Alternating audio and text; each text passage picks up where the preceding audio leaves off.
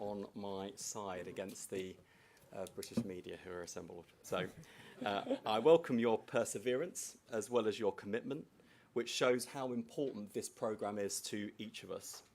National security is the first duty in this country. That duty and our steadfast commitment to our allies and partners will not change. I pay tribute to my friends, John Healey and Dan Jarvis, for the work they've done over the past 2 years. I'm here today to show my commitment to keeping up that momentum from day one. My focus is on maximising our deterrence and ensuring that, should deterrence fail, we're ready to fight and win alongside allies. That means reindustrialisation and building back up our production capacity so we can give our armed forces the kit they need, as well as building and buying British so that we deliver good jobs in communities in every part of our country. It also means pushing the frontier of defence innovation, exactly as we are doing today. And it means keeping our people at the heart of defence. So I'm delighted to be working so closely with Italy, Japan, and now welcoming Canada, the first observer nation to the Global Combat Air Programme. Canada will gain direct insight and privileged access into GCAP, including capability development, industrial collaboration, and long-term delivery plans. David, we look forward to working with you and our Canadian friends in the months and years ahead on this vital project that will deter our adversaries and ensure we can defend against the threats of the future. GCAP means air superiority. Our nation needs it. This government is backing it. The £8.6 billion pledge to this sixth generation fighter in our defence investment plan is a sure expression of the commitment of this government and this Prime Minister. GCAP will create opportunity and economic growth, as well as contributing to our defence and our deterrence.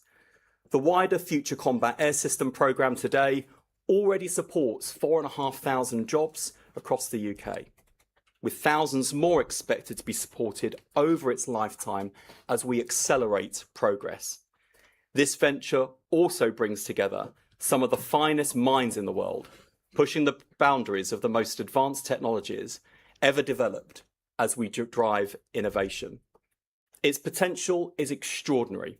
GCAP is a demonstration of the bond of mutual trust our nations share. Together, we will keep our nation safe, support good jobs, and give our armed forces the kit they need to deter and defend for generations to come. Thank you.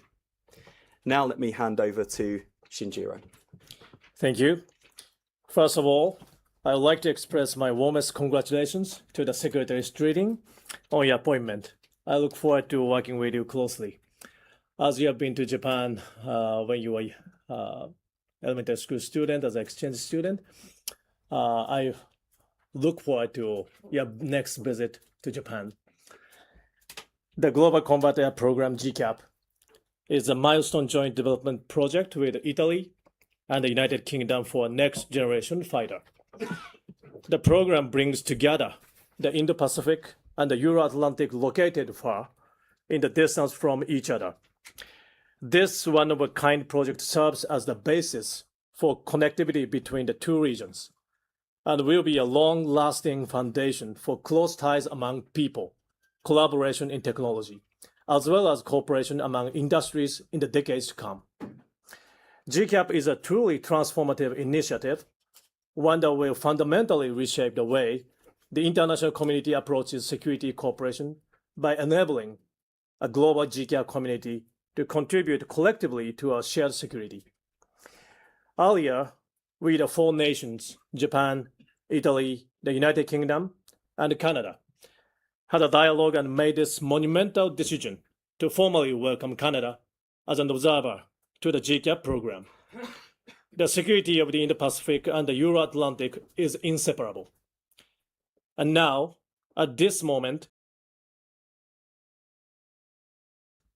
Chinese and Russian naval vessels are conducting joint navigation operations in the waters surrounding Japan. In the middle of it, a Chinese naval vessel conducted live fire exercises within Japan's EEZ over the weekend. Amid this increasingly severe security environment, it is my great pleasure to join this celebration to announce Canada's observership. It is monumental as Canada is geographically located between the Indo-Pacific and the Euro-Atlantic. I have met and had frank discussions with Defense Minister McGuinty on many occasions such as in Munich, Tokyo, and Ankara. I am very much encouraged by Canada, which has been enhancing their engagement in the Indo-Pacific in recent years. Canada's participation in the program as an observer will provide great momentum to further strengthen Japan-Canada defense cooperation. Looking ahead, I strongly hope that Canada's participation as an observer in the program will further advance the cooperation among our four nations in initiatives such as supporting greater alignment of strategic priorities and help expand the network of cooperation among like-minded partners. Thank you very much. Thank you. And now, Guido, if I could turn to you. Grazie. Thank you very much for coming here today. It's a great honor for me to be here with you today. And also to accompany you. It's the first day at school. Congratulations, dear colleague. We're starting a press conference with 3 ministers. Very difficult, but starting GCAP is even more difficult. We're not here. We are here, of course, to support him as a friend in this very important moment for you and for the UK. We cooperated with the people that came before you in the way that we cooperate with friends, and we're still friends, and you're very, very lucky, fortunate that one of those of your friends is in charge of finances and the balance sheet. And this is very important for the defense in the UK. Yeah, we just pray that this will continue. Anyway, we're here to talk about a very important program. Right from the beginning, we believe that in GCAP is much more than just a program to develop a new combat program. It's a strategic choice that shows that nations that share democratic values can create together a defense and protection. Our 4 countries have decided to put together technological and industrial capability. GCAP shows that international cooperation doesn't slow down processes, and the program enhances the political and strategic connection between our 4 countries and share a worldwide responsibility. It was built out of countries that consider themselves as peers, and we have a balance of our benefits. And we're very happy to welcome the participation of Canada as an observer. This is recognizing the fact that GCAP represents a credible cooperation program between allies. Our allies share our principle, and this reinforces the project. GCAP doesn't only produce safety, security, but also industrial competitiveness. And Shinjiro mentioned Russia and China. This is also a response to the aggression of countries like China and Russia, to show that we reply to this aggression, because we can create a stronger program to use critical mass and to show that we will carry on fighting. We will not accept violence. And for this reason, too, GCAP is very important. And for this, I'm very honored to be here to represent Italy. By certainly no means least, David, we're very glad to welcome you here today. Well, thank you very much, Secretary Streeting. Wes, thanks for the generous hospitality. Congratulations. It's a great honor to be here alongside my colleagues from the United Kingdom, Italy, and Japan. Bonjour à toutes et à tous. Today is about more than a program. It's about an enduring strength of partnership. Our four countries are united by shared values, by mutual trust, and a common determination to protect the peace, security, and international rules-based order that generations before us have worked so very hard to build. Nos partenariats sont fondés sur la confiance, sur des valeurs communes et sur une conviction simple. Nous sommes plus forts lorsque nous agissons ensemble. We are much stronger together. That responsibility has never been greater. The world is becoming more contested. Strategic competition is intensifying. Technology is transforming the character of conflict at an unprecedented pace. We like to say in Canada that we will never again see the pace of change so slow. And the nations that can innovate together, build together, and stand together will be best positioned to meet the challenges of tomorrow. That's exactly what the Global Combat Air Program represents. Today, Canada is proud to become its first observer nation. This is an important milestone for Canada. It's also a powerful reflection of the trust that exists between our countries, and it reflects our shared commitment to shaping the future of collective security. Observer status will give Canada the opportunity to deepen its understanding of next-generation combat air capabilities, strengthen our industrial collaboration, and contribute more closely to the partnerships that will define the future of air power. In fact, it reflects a simple truth.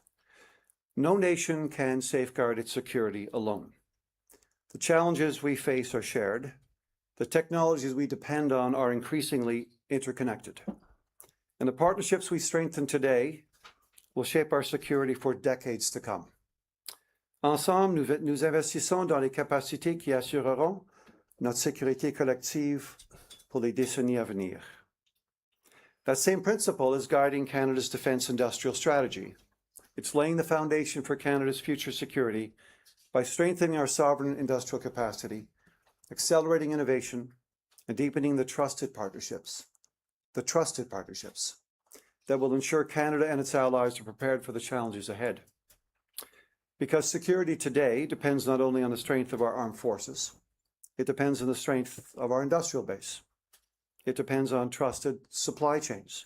It depends on innovation. And above all, it depends on trusted allies.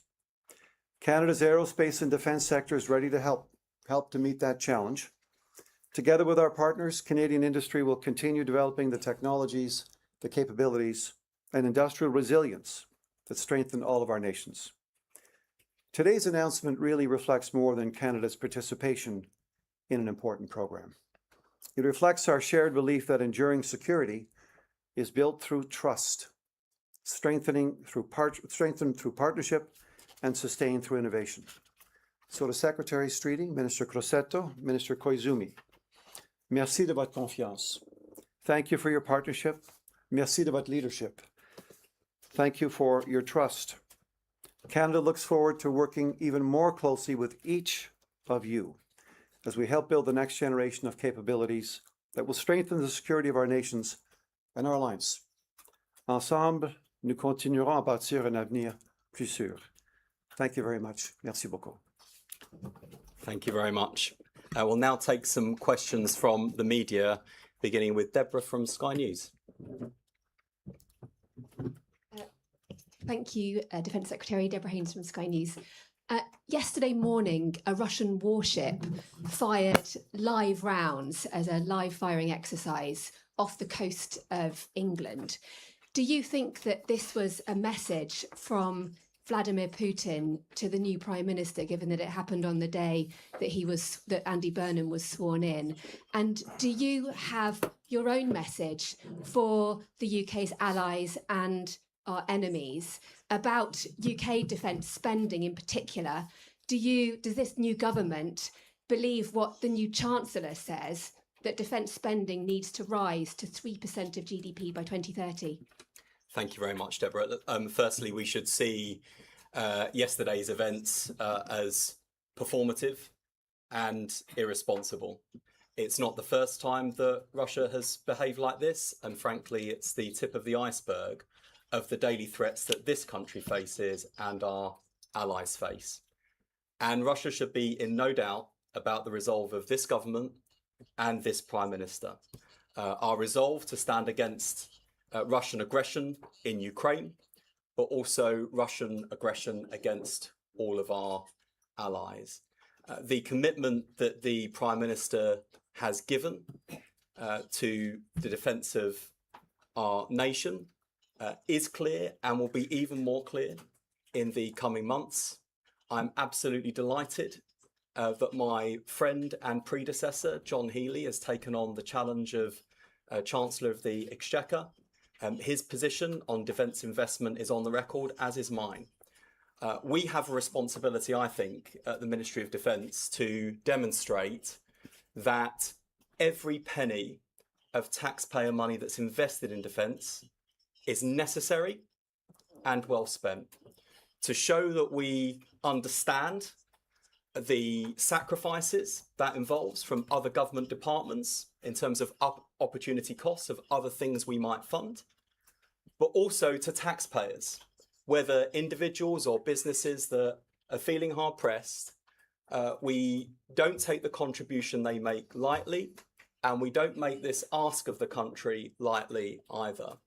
But as I set out in my opening remarks, it is absolutely critical against the backdrop of both the enormous geopolitical instability we see today and the changing and evolving nature of threats to this country and our allies, that we are able to maximise our deterrence to prevent conflict, and also to make sure that should deterrence fails, that we are ready and capable of acting as a nation and with allies to defend our citizens, our interests and our values.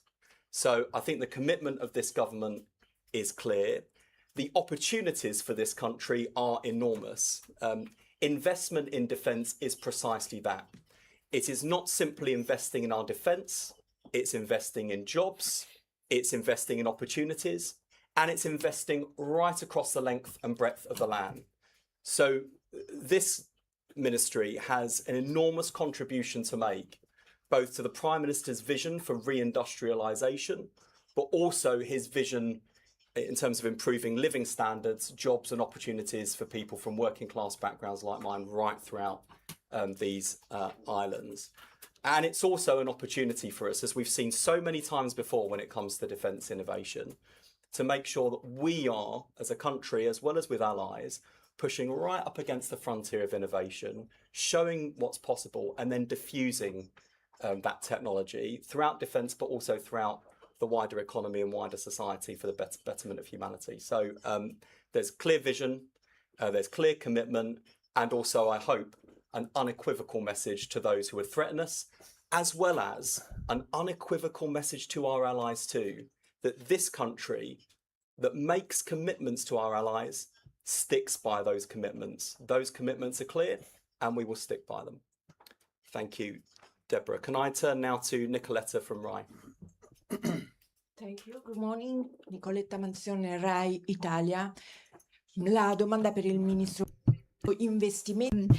One question for Mr. Crosetto. This is an important agreement and it's also very difficult. Do you know what will be the financial consequences for our country in terms of jobs, reinvestment, and also you talked about the Russian threat and the Chinese threat, but very often you reminded us that it's the hybrid war is the new paradigm of this tension, of these conflicts.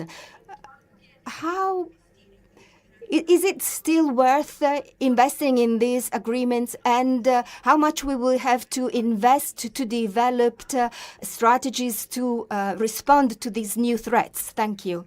Thank you. The issue of the times in which we live today is that these threats have stratified. There are new threats that change from day to day that technology brings to us, which are added onto the old threats. We have drones, but we still have tanks. We have AI, but we still have trenches in Ukraine, for instance. So war hasn't changed. It has become more complex, and the old war that we used to know has changed, has been added and enhanced with new technologies like hybrid war on our banks, data banks, our nations. And every day there are hundreds of attacks that we don't see, that nobody sees as a war, but they come from countries, not Japan, Canada, and United Kingdom, but mainly Iran, Russia, and China, especially China. But there is a very broad sense of malaise, which is the change of public opinion through social media, through a scientific system whereby algorithms, which are more and more complex, are trying to influence public opinion to destroy democracy, because democracies are intrinsically weaker. In China, there is no vote, so there is no point in trying to influence the opinion of a Chinese person. But influencing the opinion of our country, people of our country, has devastating effects, because it undermines democracy, because it's a slow system and requires compromises. This program is aimed at combating also these issues. Our democracies are responding to this provocation with investments which are forward-looking. The investments in GCAP is not an investment in a plane. It's an investment in technologies that don't exist yet. We're moving now with machines because we have investments in the past. Also other systems that we have today, things like in AI today, were born like military investments. In the future, the technological defense not only will benefit the military industry, but general industry. We are trying to give our workers technologies to build other things, not GCAP only, but also Japan, Italy, and Canada. I am certain that only this large investment will allow us to strengthen our democracies, because I'm convinced that the greatest deterrence towards our enemies is being united, showing them that we are united and working together. Next, I'm going to turn to Murayama from Kyodo News. I am Murayama from Kyodo. I have a question for Mr. Koizumi. So in Japan, we are talking about the importance of GCAP, and then now this time Canada is joining as an observer to GCAP. And including GCAP, now we have together the defense ministers together and then sending the message as a united message together. What's the significance of 4 defense ministers getting together to send a message? So, yes, this is going to be the GCAP is placed not to just to show the advantage of having the air defense force, but also UK and then Italy, and who is an ally in the US as well. We will be able to create a foundation for the national security in the future. So this is with the ally, with the UK and then also Italy. And then now we are having a Canada as an observer who is making a great contribution to the security of the Pacific. And then so I am so happy that we all together, 4 nations together, are able to show the commitment through making this press conference together and making the announcement together. And then as we heard from the West Streeting, the UK Minister of Defense that sent a very strong message of commitment on the day one of his assuming this role. As I was listening to him, I couldn't believe that this is actually his day one doing this job. And then I thought that it is so great that we are able to have this kind of very strong partner and this GCAP program. And then we now together with the day one for the this Mr. Sturting, and then also having Canada accessing to us as a GCAP program, it's sending a very important message to the rest of the world about the significance of GCAP.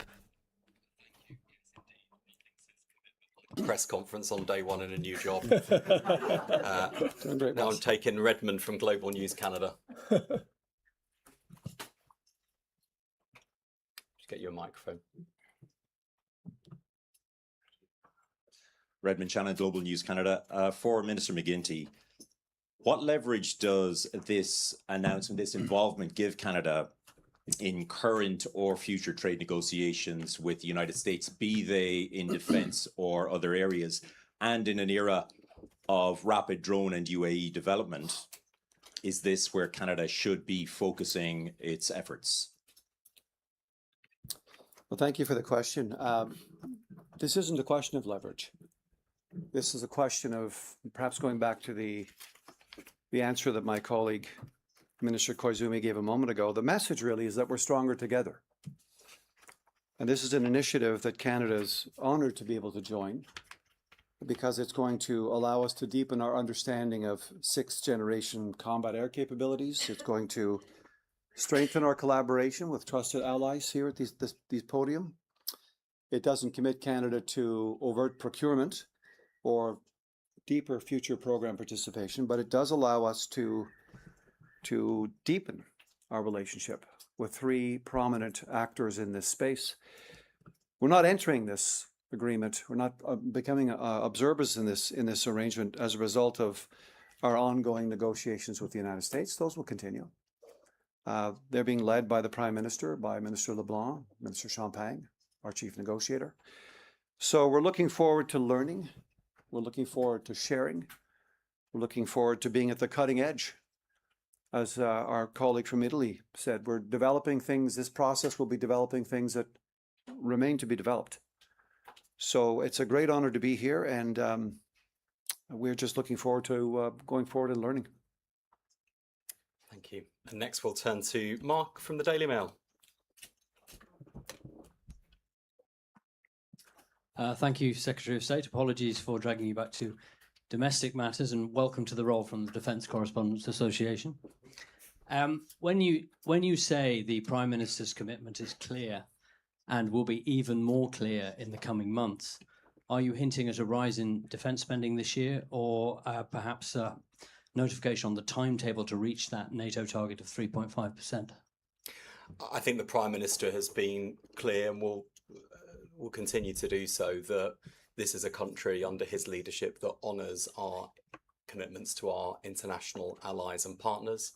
He recognises both the challenge of current threats this country faces, but also the evolving nature of those threats and the need to invest in defence. I think one of the enormous strengths of this Prime Minister is, as he leads our country through big domestic and international challenges, he has an unrivaled ability to tell a story about this country, where it is and where he wants to be. And I think the country is crying out for that kind of leadership. They want to see a government that's on their side.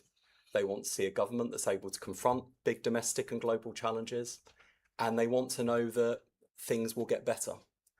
And they want to be able to hope again.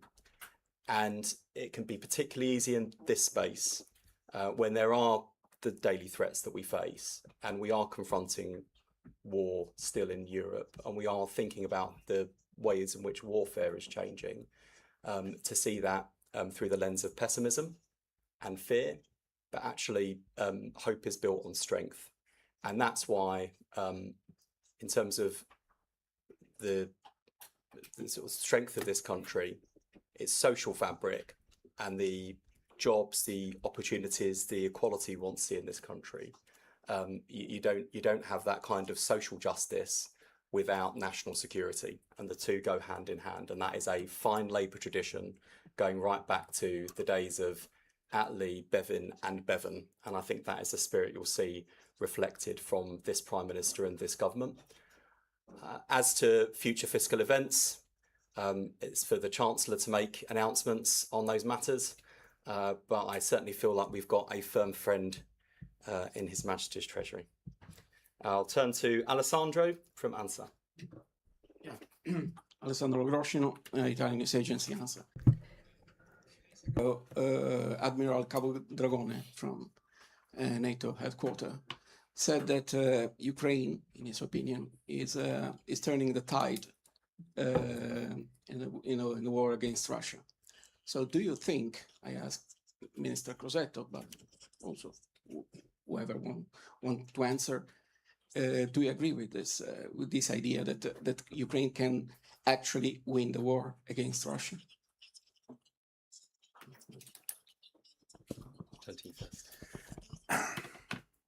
Look, Ukraine has already won the war.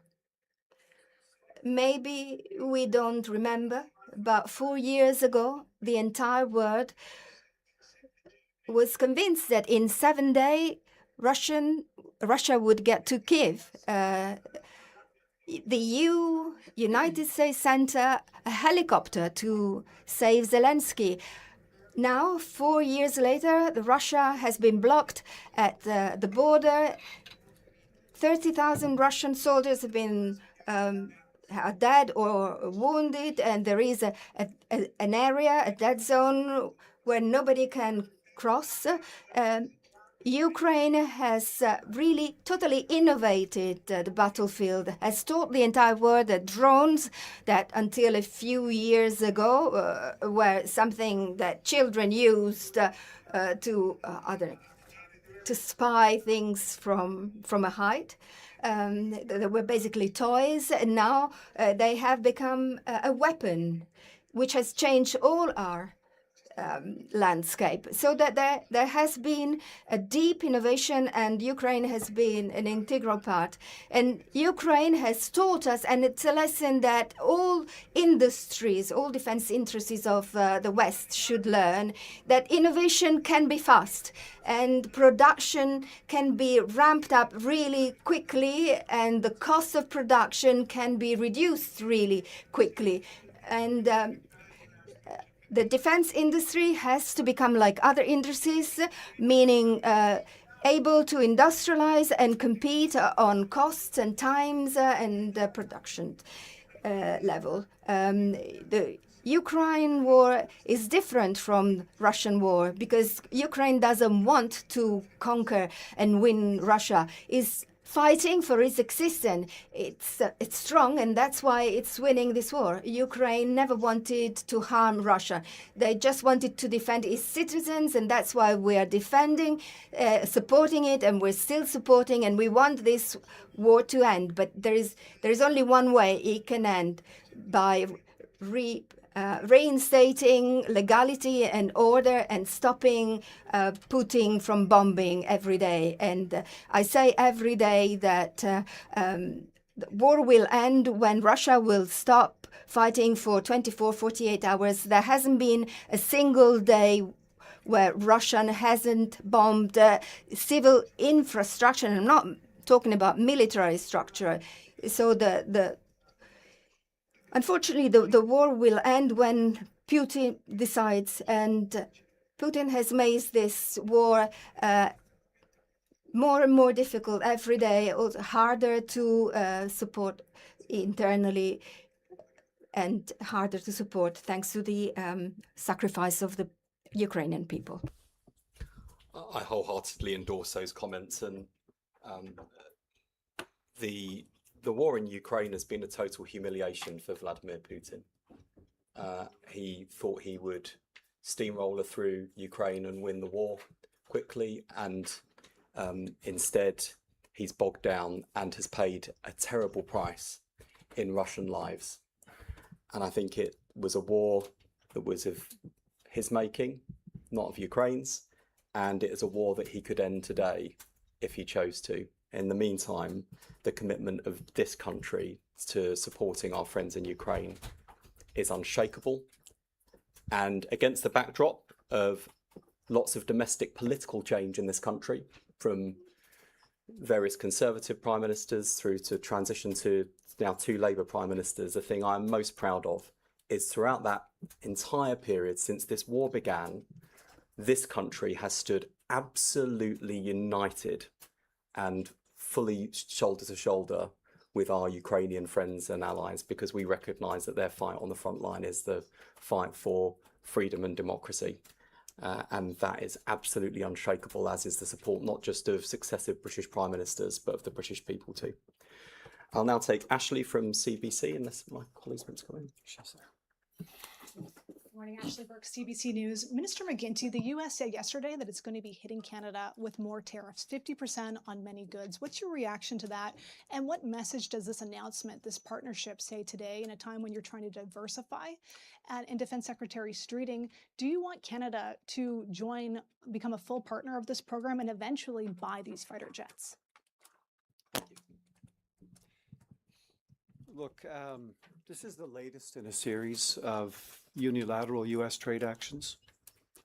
Not unfamiliar to us, it began with the U.S. imposing a series of tariffs in direct violation of the CUSMA Free Trade Agreement. That included tariffs on the Canadian auto sector in violation of CUSMA. And Canada, as is its right, responded. Since then, we have, in response to those measures, also made sure that Canadians from coast to coast to coast, we haven't ensured that they have come together themselves to take the necessary actions to support our economy, defend our workers, our farmers, our businesses, and our families. Listen, I think it's fair to say everyone in the room recognizes that the U.S. has been transforming all of its trade relationships, including those covered under CUSMA for the past 18 months. So it's not new. Canada has made a series of detailed and comprehensive proposals to resolve the dispute, to modernize CUSMA, and we stand ready to intensify those discussions. We do believe in the benefit of free and fair trade. That's why our government has signed 20 new economic and defense agreements in the past year. This trade dispute continues to cost families money, particularly American families. They are paying a price, and Canada stands ready to engage intensively to make sure that these issues can be resolved. So we're going back to the table. And the question of this observation, this observer status in this particular agreement and its linkage to the Canada-US relationship, I want to be really clear about this. I would venture to say that if we were not involved in any kind of trade dispute with the United States, we would still be signing this accord. We would still be joining as observers. This is about recognizing that we have got to come together. I think 15 of the 32 heads of state who spoke at NATO in Ankara just 2 weeks ago publicly allocated that they felt it was time for our member states to come together, the alliance states to come together in a way that we haven't previously done.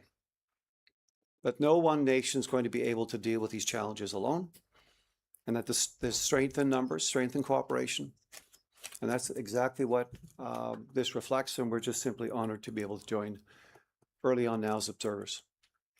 Yeah, I absolutely agree with that. I think this is a reflection of shared values, shared interests, and also a shared commitment to deepen our defence and industrial cooperation with a close ally. There's no commitment to purchase, no obligation on our Canadian friends, but we're delighted that they're taking up this observer status. It means they can gain a greater understanding of the programme, its capabilities, long-term vision, and we'll take it from there. But the fact we've got Canada with us here today and interest in the programme, I think speaks to the strength of the programme itself, and also our commitment both to our bilateral relationship, but also our multilateral partnership too. Last but by certainly no means least, Chris Mason from the BBC. Thank you. Oops. Thank you. Chris Mason, BBC News, and congratulations to you, Defence Secretary. What's your message to your former Cabinet colleague, Darren Jones? Would you suggest he gives social media a break for a while, or has he delivered a blunt truth about the Prime Minister's tax cut being unfunded? Thank you.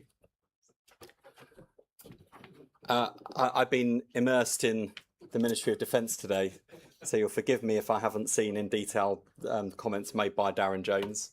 What I can say, having come here straight from Cabinet this afternoon, is that what you will see and hear from this Prime Minister and Chancellor, both in the coming days, months and years, is a commitment to be both bold and also credible. Where we're making commitments to the country, it's because they're affordable, and we will set out how those things will be funded. Darren Jones was a good colleague, served this country well, and certainly look forward to working with him, regardless of where he happens to sit in the House of Commons chamber. Thank you very much. Thank you, everyone.